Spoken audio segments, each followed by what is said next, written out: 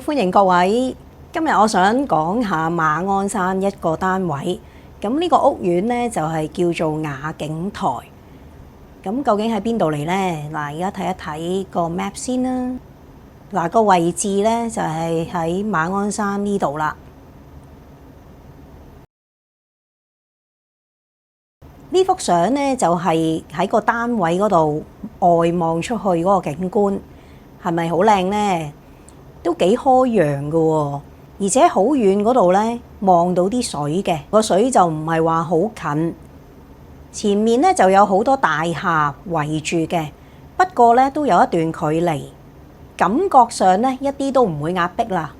前面就有一個明堂幾闊下嘅，咁同埋呢佢係窩咗落去啊，咁所以呢就會聚咗啲氣喺度啦。咁究竟聚咗啲好氣定係唔好嘅氣呢？咁我陣間話俾大家聽。另外呢，睇到呢個單位嘅右手邊呢，係好明顯係高過左手邊嘅。嗱，右手邊呢就係呢一個啦，呢個係馬鞍山嚟嘅。馬鞍山個氣勢呢都幾犀利下㗎喎，所以住喺呢度嘅人呢，大部分都應該係女性較為強勢啲嘅。咁左手邊呢係呢個屋苑嘅其他嗰啲座數嚟嘅。咁你會見到呢，好似係有隻手咁樣伸咗出去，跟住微微彎咁樣兜住呢個單位，咁都唔錯嘅喎。咁所以咧，呢間屋呢，嗰個外邊嗰個環境呢，如果論風水嚟講呢，咁都幾好嘅。嗱，頭先提過啦，呢間屋呢，就前面好聚氣嘅。咁究竟聚嗰啲氣係好氣啊，定係唔好嘅氣呢？計翻嗰個方位呢，其實都唔錯嘅喎，係旺偏財添嘅。咁另外啦，如果度翻出去呢，嗰個水嘅位置呢，喺九運嚟講呢，都算係旺財嘅喎。不過都有少少問題嘅。咁呢個水呢，都要做翻啲化煞嘅工作先得嘅，否則呢，住喺屋入邊嘅人啊，佢做嘢揾錢呢，係會好辛苦，同埋好多阻滯嘅喎。嗱，咁我哋咧 zoom 近啲睇下嗰個海啊，嗰個海咧就係我哋平時講馬鞍山比較近水嗰啲屋苑咧，咁係睇得好清楚嘅。嗱，嗰度出邊咧見到隻大象啦，咁啊大象再遠少少咧，你見到話好多山圍住嘅。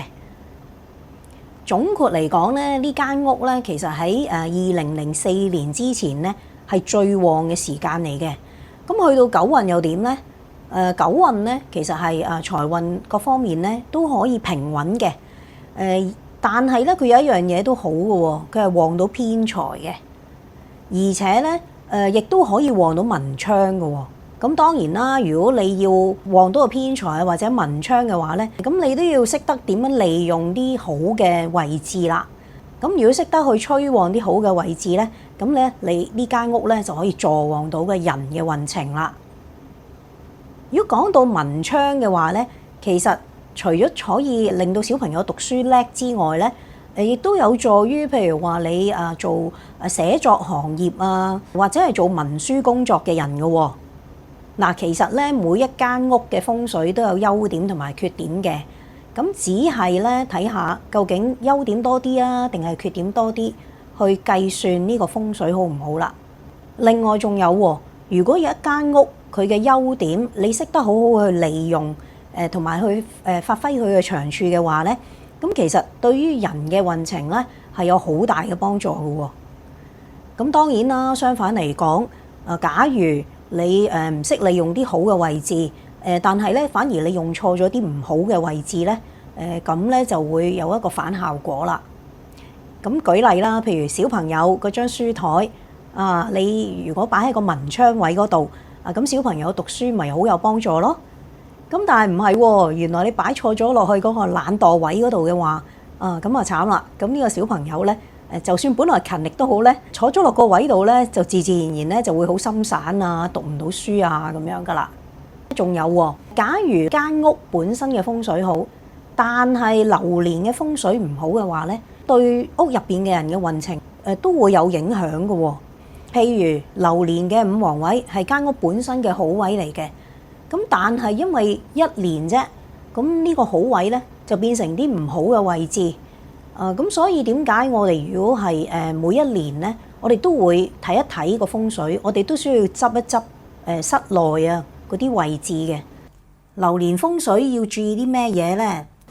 首先要留意下室外環境有冇變動啊，例如出邊會唔會有地盤啊，或者係外牆搭棚啊之類啊。另外呢，每一年呢有病星災星嘅，咁睇下嗰一年呢啲病星災星到嘅方位喺邊度啦。咁而最差嘅呢就係五黃災星啦。咁我哋要留意呢嗰一年究竟呢個五黃災星去到咩位置嗰度啦。